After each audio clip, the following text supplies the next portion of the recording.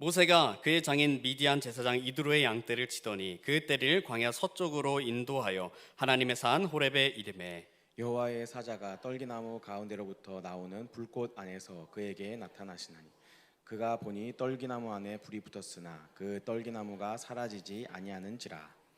이에 모세가 이르되 내가 돌이켜 가서 이 큰 광경을 보리라. 떨기나무가 어찌하여 타지 아니하는고 하니 그때에 여호와께서 그가 보려고 돌이켜 오는 것을 보신지라. 하나님이 떨기나무 가운데서 그를 불러 이르시되 모세야 모세야 하시매 그가 이르되 내가 여기 있나이다.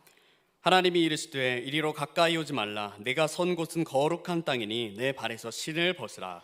또 이르시되 나는 내 조상의 하나님이니 아브라함의 하나님 이삭의 하나님 야곱의 하나님이라. 모세가 하나님 배웠기를 두려워하여 얼굴을 가리매 여호와께서 이르시되 내가 애굽에 있는 내 백성의 고통을 분명히 보고 그들의 감독자로 말미암아 부르짖음을 듣고 그 근심을 알고 내가 내려가서 그들을 애굽인의 손에서 건져내고 그들을 그 땅에서 인도하여 아름답고 광대한 땅 젖과 꿀이 흐르는 땅 곧 가나안 족속 헷 족속 아모리 족속 브리스 족속 히위 족속 여부스 족속의 지방에 데려가려 하노라.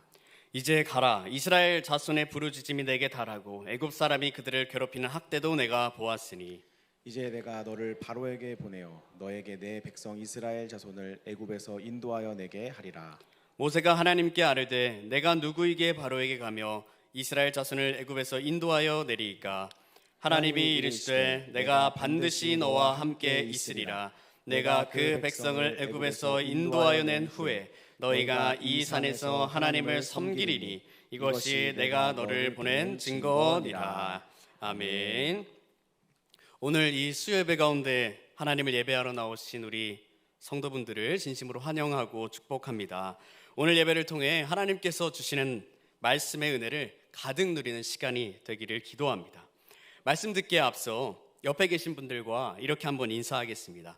하나님께서 당신을 부르셨습니다. 맞습니다. 하나님께서 여러분을 이 자리에 보내셨습니다. 제가 특별히 말씀을 함께 나누기에 앞서서 서로 이렇게 인사한 것은 오늘 함께 나누고자 하는 말씀의 제목이 저를 부르신 게 맞나요? 라는 제목이기 때문입니다. 저는 오늘 이 시간 이 수요예배 자리에 하나님께서 여러분을 부르신 것을 믿어 의심치 않습니다. 오늘 우리가 이 자리에 나올 수 있었던 것은 하나님께서 부르셨기 때문이고 이 자리에서 하나님을 예배하기를 원하셨기 때문입니다. 이렇게 오늘 제목에서도 알 수 있다시피 오늘은 특별히 부르심에 대한 말씀을 함께 나누기를 원하는데요. 함께 읽은 출애굽기 3장의 말씀을 통해 하나님이 주시는 은혜를 함께 나누기를 소망합니다.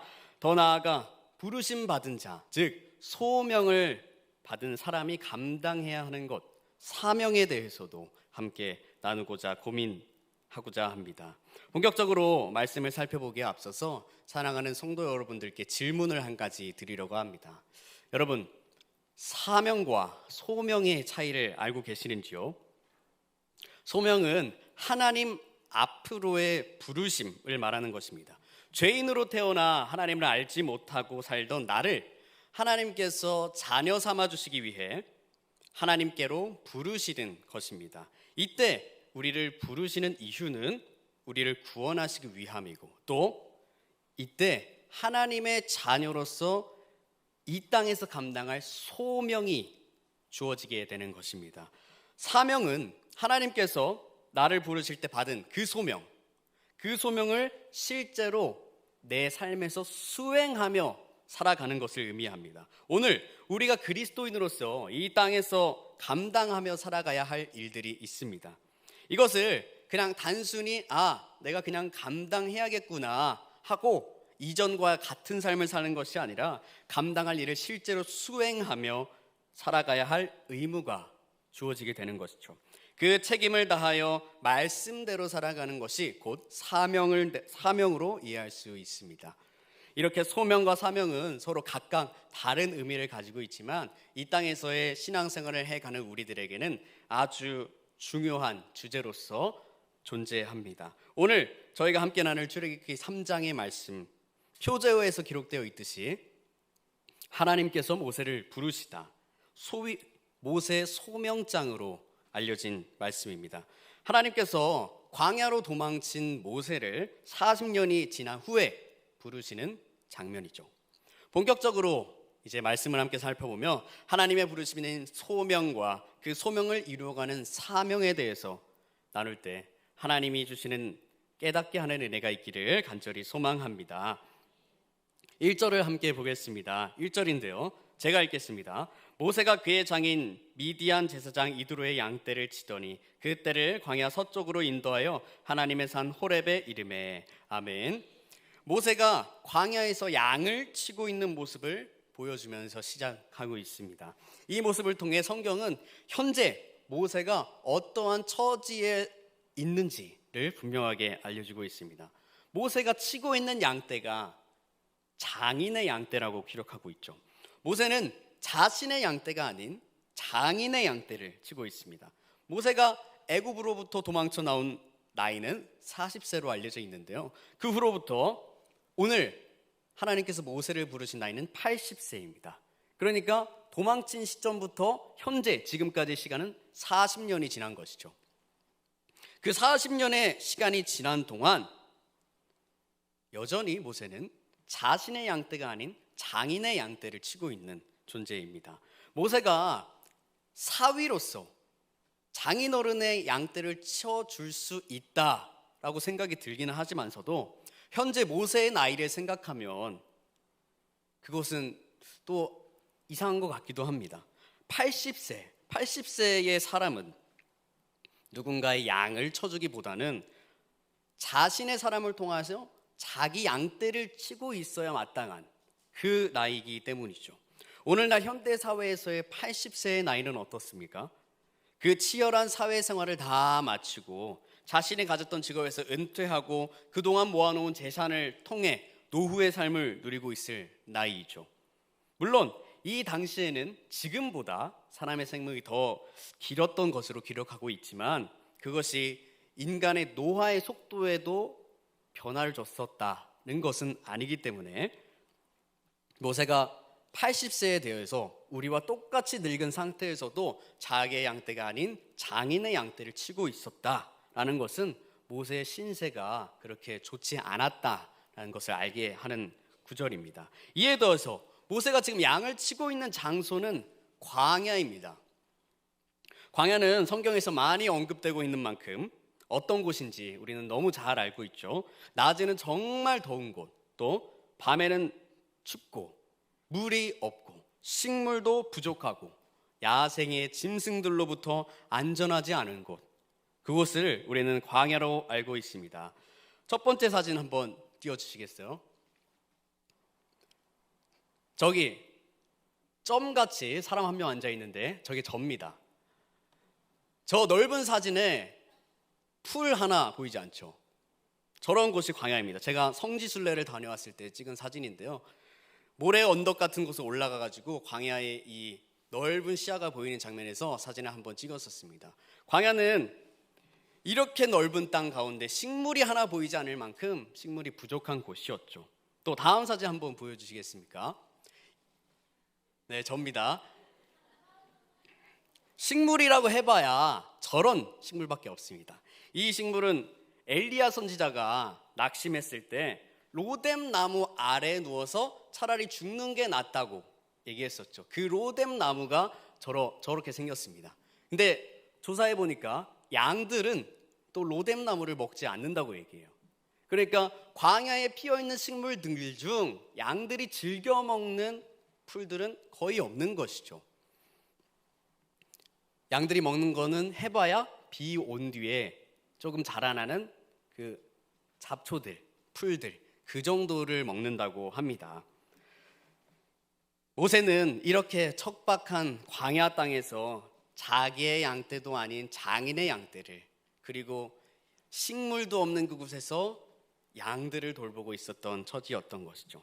이처럼 모세는 80세가 되도록 안전하지 못한 광야에서 이렇게 장인의 양떼를 치다가 지금 하나님의 부르심을 받고 있습니다. 애굽에서의 40년 동안의 삶과 그 이후 도망친 이후의 40년 동안의 삶은 너무나도 다른 처지였습니다. 현재 이런 삶을 살고 있는 모세가 오늘 말씀에 서쪽으로 가다가 하나님의 산 호렙에 이르렀다고 합니다.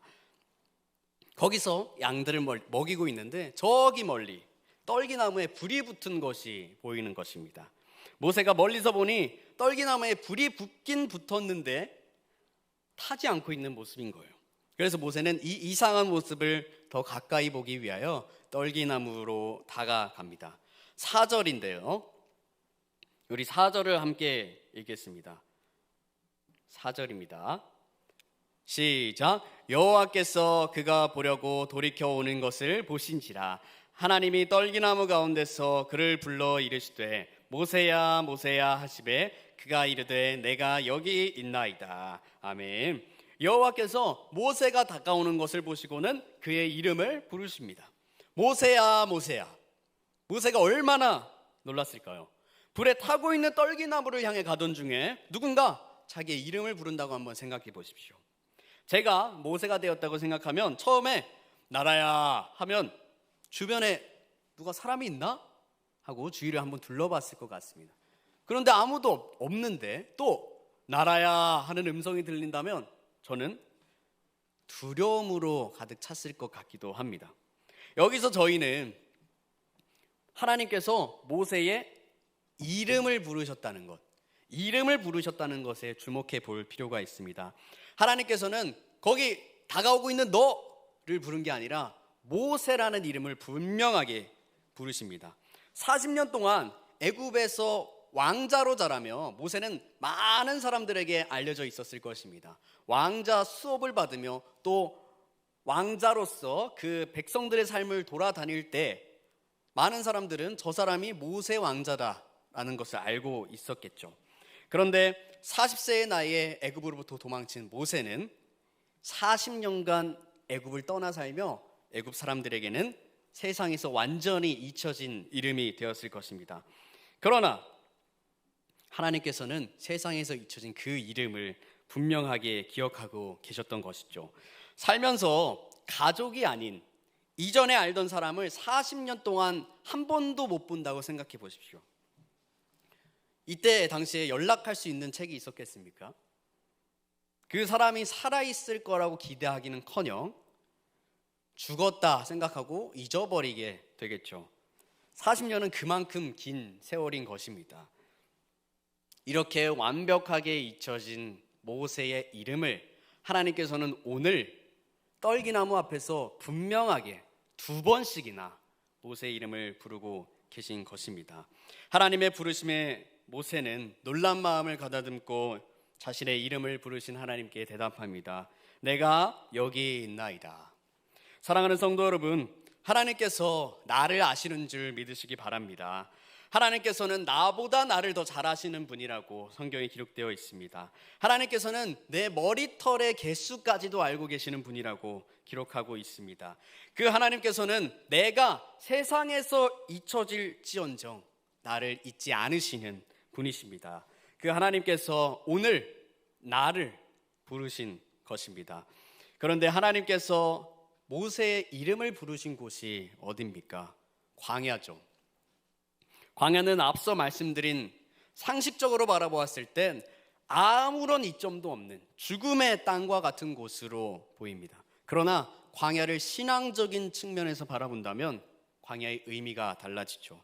신앙적인 시선에서의 광야의 의미는 하나님을 만나는 장소로 쓰이기도 하고 또 신앙을 다잡기 위한 회복의 장소로도 쓰이기도 합니다. 이 말씀을 준비하며 묵상하다가 모세와 양떼가 광야로 간 것은 하나님께서 그리로 인도하신 것이다 라는 것이 느껴졌습니다. 모세는 여느 때와 다름없이 양떼를 돌보는 하루였을 것입니다.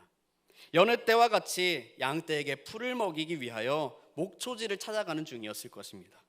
모세의 입장에서는 우연하게 풀을 찾아 광야에 이르게 된 것일지 몰라도 이는 하나님의 섭리 안에 있는 계획이었습니다. 하나님께서 모세를 부르시고자 그의 발걸음을 광야로 인도하신 것이죠.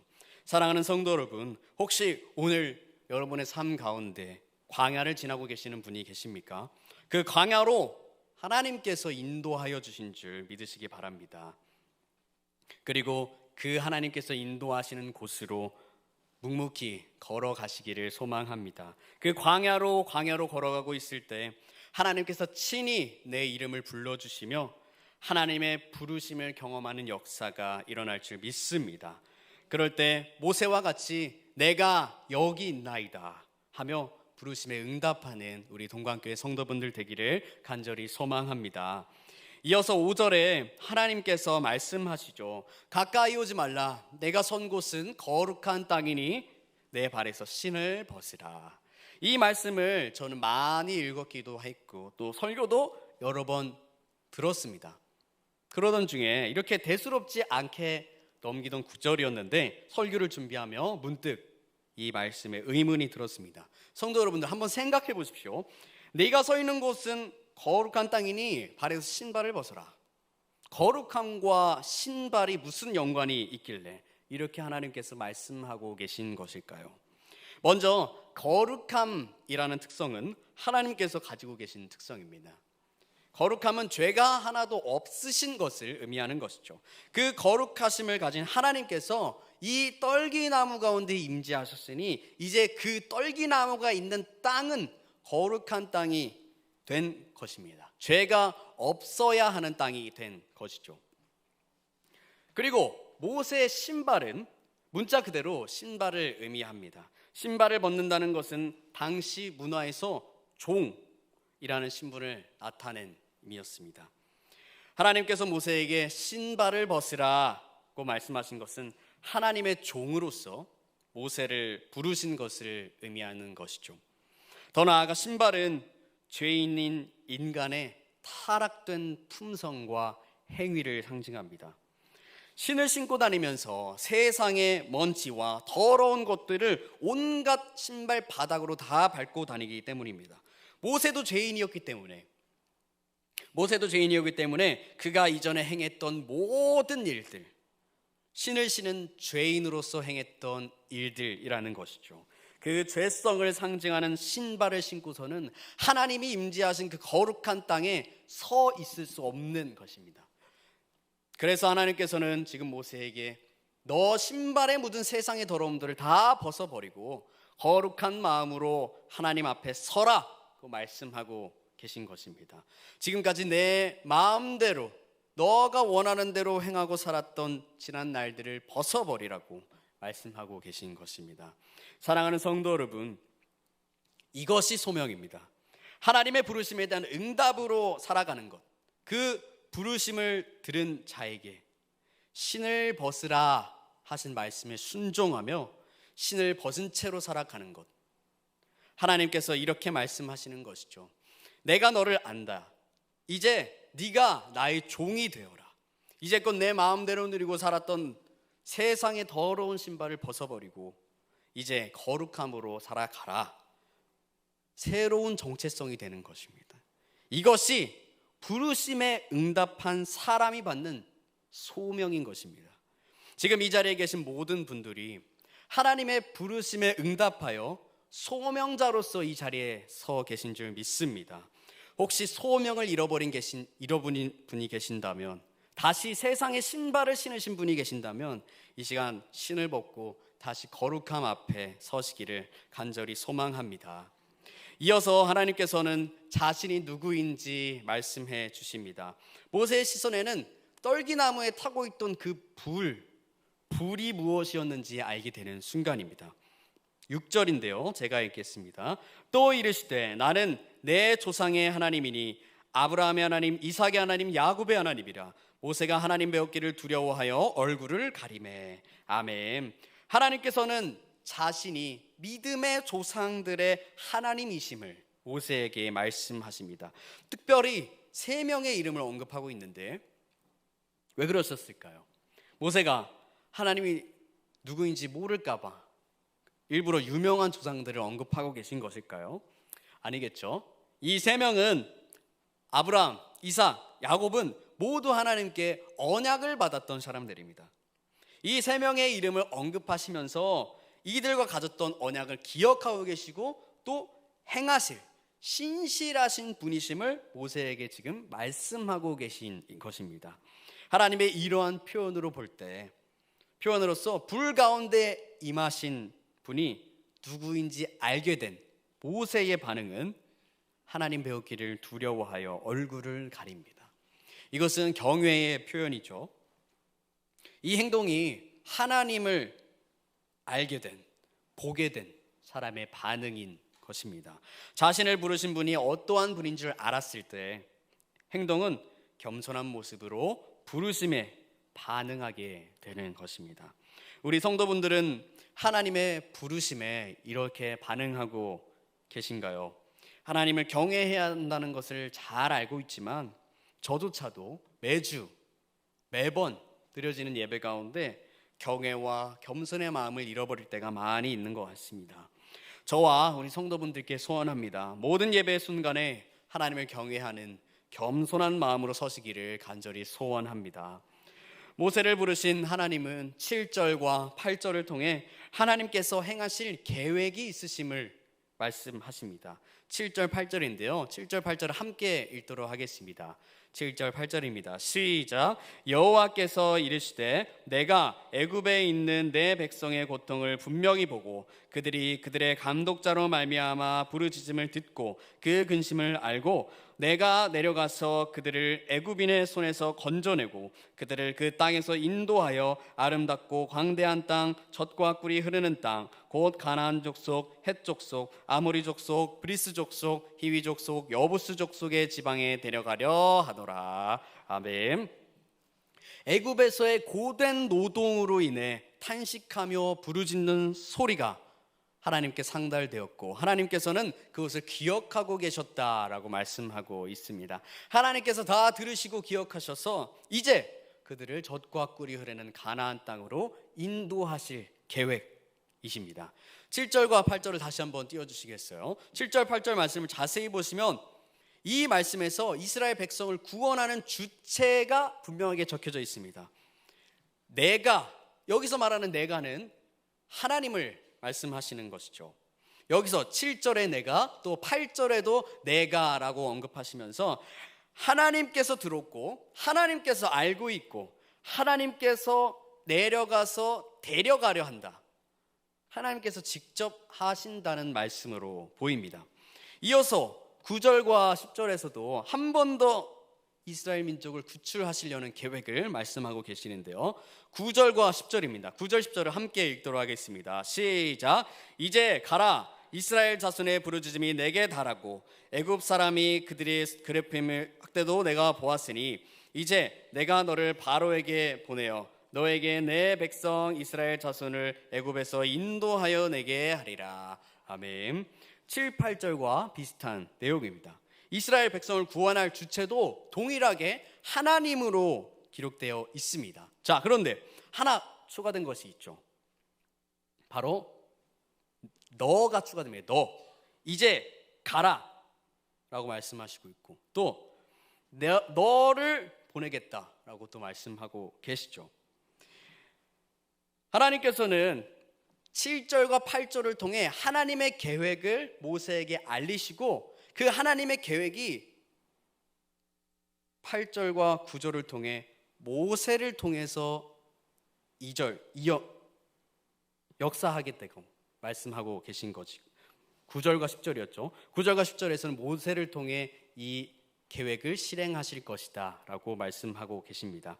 하나님께서 하시는 일인데 이 일 가운데 모세를 껴서 행하겠다고 하시는 것이죠. 이 말씀을 통해 오늘 우리는 하나님께서 모세를 부르신 이유를 발견할 수 있습니다. 바로 사명입니다. 하나님께서는 하나님의 일을 감당할 사람으로 모세를 부르신 것입니다.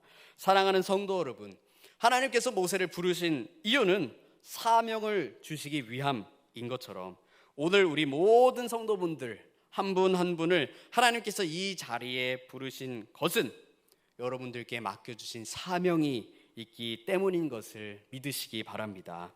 하나님께서 오늘 우리를 부르신 이유는 나에게 주시는 사명이 있기 때문입니다. 하나님께서는 전지전능하시고 능치 못하실 일이 없으신 분이죠. 그런데 그 하나님께서 직접 행하실 수 있는 그 일에 굳이 나를 쓰시겠다고 말씀하고 계신 것입니다. 나를 통하여서 하나님의 일을 하겠다고 부르시고 있는 것이죠. 그것이 나의 사명이 되고 나는 그 부르심을 받은 자로서 그 사명을 위해 살아가야 할 의무가 있는 것입니다. 오늘 이 자리에 있는 모든 성도분들이 부르심을 입은 자로서 맡겨진 사명을 감당하며 나아가는 사명자들이 되기를 소원합니다. 그런데 이 위대한 하나님의 계획에 부르심을 받은 모세의 반응이 조금 이상합니다. 11절인데요. 제가 읽겠습니다. 모세가 하나님께 아뢰되 내가 누구이기에 바로에게 가며 이스라엘 자손을 애굽에서 인도하여 내리이까. 아멘. 모세는 자신이 누구이길래 바로에게 가냐면서 하나님의 사명을 거절하는 모습을 보입니다. 이러한 모세의 반응은 자신의 처지를 누구보다 잘 알고 있었기 때문에 나온 반응이겠죠. 모세는 80살의 노인이었고 애굽의 관점에서는 도망자였습니다. 또 저희가 읽지 않은 본문인데 4장에서는 입이 뻣뻣하고 혀가 둔한 자라고 말합니다. 그리고 이전에 애굽에 있을 때에 히브리인을 구하려다가 한번 실패를 경험했기에 자신이 할 수 없는 일이라 생각하며 거절한 것이었죠. 모세와 같은 반응이 일반적인 세상의 시선으로 볼 때 당연한 반응입니다. 세상에서는 어떠한 공동체가 큰 일을 앞두고 있을 때 그 일을 이끌어갈 리더를 뽑습니다.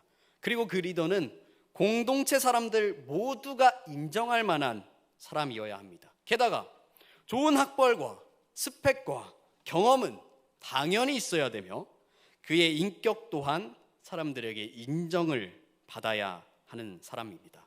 모세가 생각했을 때 자기는 그 정도의 사람이 되는 것이 아니었죠. 자기는 그 기준에 미치지 못하는 사람이었습니다. 그렇기 때문에 모세는 하나님의 사명을 거절하고 있는 것이죠. 사명을 거절한 모세에게 하나님께서 말씀하십니다. 12절인데요. 12절은 함께 읽겠습니다. 시작. 하나님이 이르시되 내가 반드시 너와 함께 있으리라. 내가 그 백성을 애굽에서 인도하여 낸 후에 너희가 이 산에서 하나님을 섬기리니 이것이 내가 너를 보낸 증거니라. 아멘. 이러한 하나님의 말씀이 무슨 뜻입니까? 하나님께서는 모세, 네가 얼마나 부족한 사람인지 상관하지 않으신다는 것입니다. 사명을 감당할 수 있을지에 대한 의문으로 가득 찬 모세에게 내가 너와 반드시 함께 있으리라 라고 말씀하시며 힘을 더해주고 계십니다. 그리고 모세에게 증거를 주시죠. 12절 중반부부터인데요. 네가 그 백성을 애굽에서 인도하여 낸 후에 너희가 이 산에서 하나님을 섬기리니 이것을 내가 너를 보낸 증거니라 라고 말씀하고 있습니다. 하나님이 주시는 증거는 이스라엘 백성이 애굽에서 나와서 예배하는 것이라고 이야기합니다. 보통 증거라고 하면 과거에 있었던 일이 증거로 사용되죠. 내가 이전에 이런 일을 했었다라는 것이 증명으로서 가능해야 그것이 증거가 될 수 있는데 이상하게도 지금 말씀에서 하나님께서 주시는 증거는 미래형으로 기록되어 있습니다. 인도하여 낸 후에 섬기리니 다 미래형이죠. 모세는 지금 당장 눈에 보이는 증거가 필요한 상황인데 그래야 어떻게 해서든 애굽으로 가가지고 내가 하나님께 받은 증거를 내밀면서 나를 보내신 분은 이런 분이시니까 내가 이스라엘 백성 데리고 나가겠다라고 할 수 있는 상황인데 이게 웬걸? 하나님께서는 미래에 일어날 일을 말씀하시고는 그게 증거라고 말씀하고 계신 것이죠. 모세는 당장 내일도 어떻게 될지 모르는데 이 미래의 일을 증거로 삼고 하나님께서 맡기신 이 사명을 감당해야 하는 상황인 것입니다. 지금 내게 확정된 것은 아무것도 없는 이 상황에 미래가 어떻게 될지도 알 수 없는 그 미래의 불확실한 일을 바라보면서 목숨을 걸고 애굽으로 들어가야 하는 상황이죠. 결코 쉬운 일이 아니었을 것입니다. 이렇게 미래를 증거로 삼아 주시는 것은 하나님께서 우리의 믿음의 영역을 보고 계신 것이죠. 오늘날 저희는 성경을 통해 이후의 이야기를 알고 있습니다. 이 미래의 증거가 나중에 현실의 증거로서 이루어졌음을 우리는 알고 있죠. 결론적으로 모세가 사명자가 되었고 하나님께 쓰임을 받았고 이스라엘 백성들을 애굽에서 출애굽하는 사명을 감당하였다는 것을 우리는 알고 있습니다. 그러나 지금 이 상황, 이 당시의 모세의 심정을 생각해 본다면 엄두가 나지 않았을 일입니다. 이런 모세의 심정을 하나님께서도 알고 계셨기에 내가 반드시 너와 함께 있으리라 라고 말씀해 주시며 사명을 감당할 수 있도록 용기를 더하고 계신 것입니다. 사랑하는 성도 여러분, 사명을 향해 가는 길은 바로 이런 것입니다. 지금 현실에는 아무런 증거도 보이지 않습니다. 기회가 될 만한 상황도 보이지 않습니다. 모세의 현실을 보십시오. 80세에 몸은 다 노화가 되어 있고 애굽에서 떠난 지 오래라 애굽 말도 다 잊어버렸고 더구나 애굽에서 도망쳐 나온 사람이었습니다. 이런 사람이 애굽에 다시 들어가 이스라엘 백성 장정만 60만 명이 되는 그 사람들을 데리고 나올 수 있겠다라는 희망이 조금이라도 보이시겠습니까? 이런 막막한 상황에 있을 때 하나님이 함께 하신다는 것을 믿고 사명을 감당해 나가는 것이 사명자의 모습인 것입니다. 하나님의 사명을 감당하는 자들에게는 늘 주님께서 함께 하신다고 말씀하고 있죠. 오늘 말씀에 모세가 그랬고 여호수아가 그랬고 기드온이 그랬고 예레미야가 그랬습니다. 그리고 이들은 하나같이 하나님께 자기는 약하여서 이 사명을 감당할 수 없습니다 라고 말했던 사람들입니다. 그러나 하나님께서 함께 하심으로 이들은 그 너무나 두려웠던 사명을 감당해낸 자들이 되었고 오늘 성경을 통해 우리는 알 수 있죠. 하나님의 사명을 감당하는 것의 핵심은 바로 하나님이 함께 하심입니다. 이것이 없다면 사명을 감당할 수도 없고 어찌저찌 시작하더라도 금방 실패하게 됩니다. 어린 날에 모세가 그러했죠. 모세가 애굽에 있을 때 그는 자신의 힘으로 히브리 사람 한 명을 구원하고자 했습니다. 그러나 이 행동으로 인해 모세는 애굽에서 도망자 신세가 되었고 40년간 광야를 떠도는 인생이 되었죠. 시간이 흐른 후에 오늘 하나님께서 모세를 부르시고 그에게 사명을 주십니다. 그리고 하나님께서 모세와 함께 하시니 그는 한 사람도 구원하지 못했던 사람에서 이스라엘 민족 전체를 출애굽시키는 하나님의 사명을 감당하는 사람이 되었습니다. 이렇게 성경에 기록된 사람들과 함께 하시고 그들을 구원으로 인도하셨던 그 하나님이 지금 나와 함께 하심을 믿고 가는 것, 이것이 사명의 길입니다. 또한 사명은 미래의 증거를 바라보며 믿음으로 가는 것입니다. 아직 이루어지지 않았으나 분명히 약속하신 증거를 믿음으로 가는 것, 그것이 바로 사명으로 나가는 길인 것입니다. 그렇다면 오늘 우리에게 주신 미래의 증거는 무엇일까요? 바로 예수님의 재림으로 완성될 하나님의 나라입니다. 예수님을 통하여서 시작된 하나님의 나라, 그리고 그 통치가 예수님이 다시 오심으로 인하여 완성될 때 바울이 말했던 것처럼 썩지 아니할 몸을 가지고 이 땅에서 펼쳐질 새 하늘과 새 땅의 하나님 나라에 거하는 것, 이것이 오늘 우리 그리스도인들에게 주어질 미래의 증거입니다. 우리는 이 약속을 증거를 가지고 이 땅에서의 사명을 감당해 나가야 할 것입니다. 이러한 믿음으로 사명을 감당해 나아갈 때 하나님께서 반드시 나와 함께 해주실 것이고 미래의 증거가 하나님이 계획하신 때에 현실의 증거로서 내 눈앞에 나타나게 되는 것입니다. 말씀을 정리하겠습니다. 오늘 말씀의 모세를 통해서 우리가 알 수 있는 것은 하나님께서는 준비된 자보다 부르시는 자를 사용하신다는 것입니다. 내 스스로가 하나님의 사명을 감당할 수 있는 사람이기에 감당하는 것이 아니라 하나님께서 그 사람을 부르시고 사용하고 계시기에 그 사명을 감당할 수 있는 것입니다. 저는 제가 이 자리에 서 있을 만한 사람이 아니라는 것을 너무나 잘 알고 있습니다. 아닌 것을 너무나 잘 알면서도 주께서 불러주시고 세워주신 그 은혜로 지금 이 사명을 감당해 나가고 있는 것입니다. 사랑하는 성도 여러분, 우리는 지금 이 자리에 하나님의 부르심을 받아 있는 줄 믿습니다. 하나님이 나를 아시고 내 이름을 불러주셨습니다. 그 부르심에 응답하여 이 자리에 있으신 것이죠. 부르신 나에게 이제 하나님께서 말씀하십니다. 내 발에서 신을 벗으라. 너의 뜻이 아닌 나의 뜻을 사는 자가 되어라. 이 말씀에 순종하여 사명자가 되는 성도분들 되기를 간절히 소망합니다. 사명이라고 말하면 이 단어에서 오는 그 경건함, 거룩함 때문에 겁을 먹으시는 분들이 계신 것 같아요. 사명이라는 것은 꼭 목사가 되어야 되고 선교사가 되어야 되고 그런 것이 아닙니다. 그런 것도 포함되지만 앞에서 말씀드렸다시피 하나님께 받은 소명을 실제로 삶에서 행하면서 사는 것, 그것이 사명자의 삶인 것이죠. 즉 말씀대로 사는 것입니다. 우리가 직장에서, 교회에서, 가정에서, 우리 인생에서 말씀대로 사는 것이 그리스도인으로서 맡겨진 사명을 감당하며 살아가는 것인 거죠. 이렇게 맡겨진 사명을 처음 마주했을 때 모세는 두려워했습니다. 자신이 감당할 수 없을 것처럼 느껴졌기 때문이죠. 저희도 마찬가지죠. 성경 말씀대로 사는 것 어렵습니다. 한 번 말씀대로 살기 시작하면 계속 내 삶을 옥죄고 정죄하게 될까 봐 시작하기가 두렵습니다. 막상 성경책에 있는 10계명도 지키면서 살기 어려운 내가 성경의 모든 말씀대로 산다는 것, 걱정부터 되죠.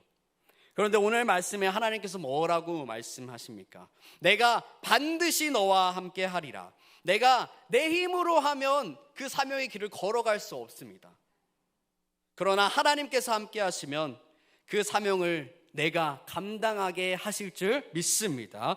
오늘 말씀에 모세에게 약속하신 두 가지, 내가 반드시 너와 함께 하리라 라는 그것과 미래에 이루어질 그 증거, 우리에게 펼쳐질 그 영원한 하나님 나라를 바라보며 믿음으로 사명을 끝까지 감당하며 살아가는 우리 동광의 모든 성도분들 되기를 예수님의 이름으로 간절히 축복합니다.